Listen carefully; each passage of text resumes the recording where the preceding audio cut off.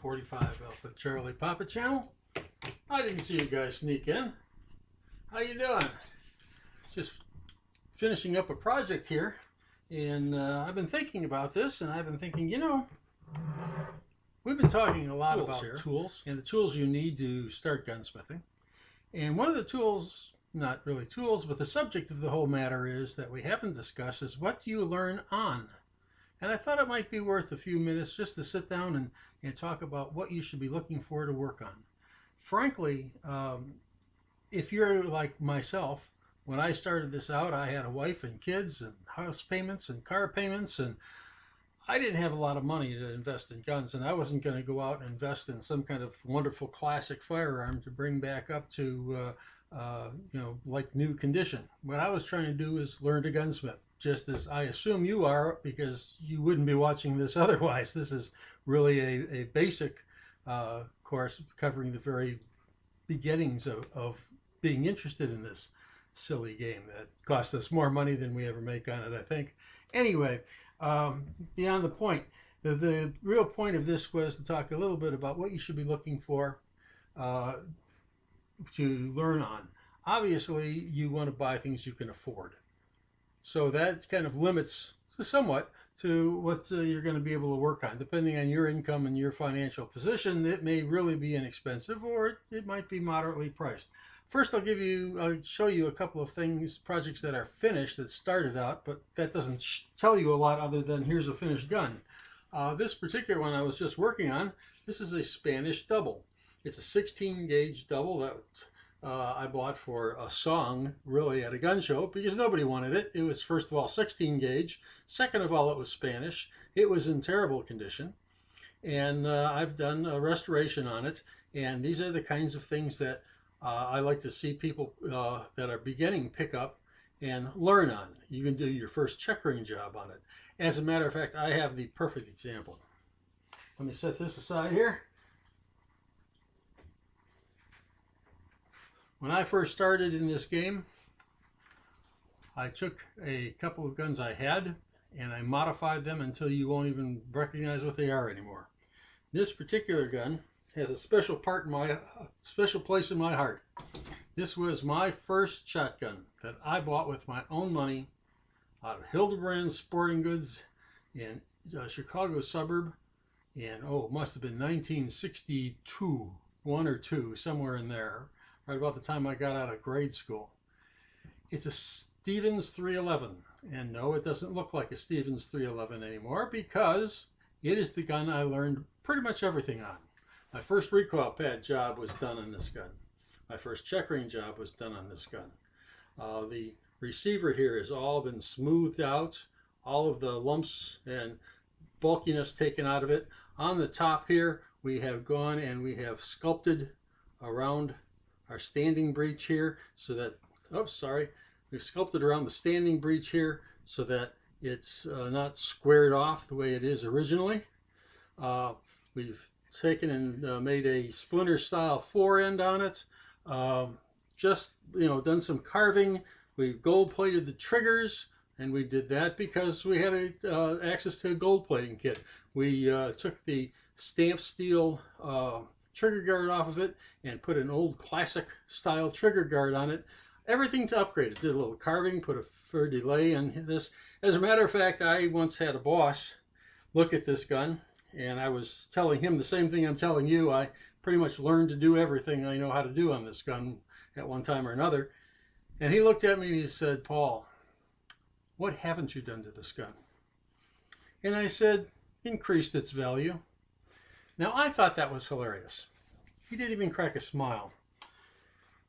But nonetheless, it was a gun I had on hand. It was not an expensive gun. If I had screwed it all up, I'd have been out $250, $350, rather than several hundred or several thousand if I had taken something that was a real collectible. When you go to the gun shows, you go to any place that you might stumble across old guns, guys who have had them in barns, whatever. You want to try and make sure you have all the pieces there. Here's a good example. This is a little Glenfield 22 bolt action rifle. Okay, it has been in a barn. It is rusted. It is beat up. The stock is all chipped up. It is a basic 22, but all the bones are there. All the pieces are available. So here's a gun that you can buy for a song. And I'm talking maybe $100, maybe, you know, a little more, a little less, depends on where you live. But here in the central Missouri, I could pick this gun up probably for around $100, the condition it's in. But I have a gun here that I can do all kinds of learning on. I can learn how to do checkering. I can learn how to do stock finishing. You know, I can get 5, 6 gunsmithing lessons out of this easily. So something like that is a good way to look. And thinking about that whole situation, I've been thinking that now that we've kind of gotten past the tools and we've started doing some jobs and showing you how to do some jobs, maybe it's time that we took a gun and showed you the transformation from the beginning to the end. And we'll go through it and show you what we're doing each time. We'll do some filming on that, and you'll have a comparison of what we started with what we end up with. And I think I found the perfect gun this weekend. I was out looking for guns like I always do, and I came across this. Oops, wait a minute, let's keep it from falling apart while we're looking at it. This is a Winchester Model 622 pump. A very collectible gun generally, and one that you and I probably couldn't really afford to go out and get a good one to just let it sit around. But this is obviously not a good one. If we look at it, there is no finish left on it whatsoever. The handguard or the pump handle up here looks to be handmade or homemade. Not that that's necessarily bad. It's 22 shorts only. It's a takedown model. It's been Swiss cheesed, which is Midwest vernacular for somebody's drilled it full of enough holes to put mounts on it that are no longer there.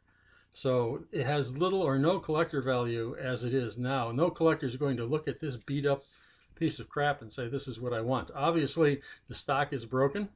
It's being held together with wood screws. So it needs a buttstock. It appears that everything is there. It even seems to function. I haven't tried to shoot it, but it does everything it's supposed to do. The one thing you can't see is the barrel. The barrel is smooth. There is no rifling left in this barrel at all. Whether it was originally meant as a shot barrel or not, I don't know, because since it's 22 short only, that's all it says. Or is this one? Sorry. I saw another one that was 22 short only. Nope, this one's 22 short, long rifle. So I don't suppose this 1906 Winchester started out as a smooth bore, but it is now. So we'll be able to line the barrel. So let's start looking at some of the gunsmithing jobs we can do with one used gun. We can restock it. We can line the barrel. We can refinish it if we want to. There's a question whether we'll do that. We can make a new fore-end for it, or we could just buy one. But if I'm making it's fun. And this is never going to become too much more than just a curiosity, because if you notice up here, up front, I don't know whether you can see it real well or not, but they have actually, it's probably silver soldered that on, because it's got that kind of bronzy, brassy look. So I suspect that's silver solder holding that on. We might be able to contour that or do something with it. I don't know. This is going to be a real challenge. But a gun like this that you can pick up for a song, and in the end we should have, it won't be a collectible, it won't be worth $1,000, but it will give you a very classic firearm that you can shoot and you can pass on to your children, and you can be proud of it because you'll have done it. So I think this is going to be our project gun here, and it's not going to be the only thing we do. We're going to, every time that we work on it, we'll film it. We'll take a look at what we've done and how we've done it. And in the end, we should have a Winchester 1906 restoration project. So I hope that, I don't want to say inspires, but I hope it interests you. I hope that interests you. And if it does, that'll be a good one, and it'll give you an idea of how you proceed when you pick up a gun that looks like it's beat to heck and what you can do with it. So until next time, this is the Singing Old Gunsmith. And I decided that since I've been singing to you guys, I'd sign off every time. I might as well be the Singing Gunsmith.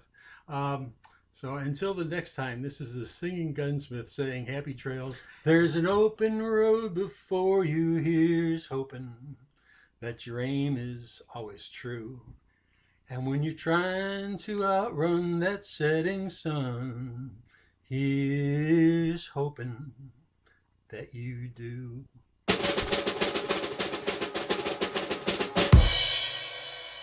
Thanks for watching. Please subscribe.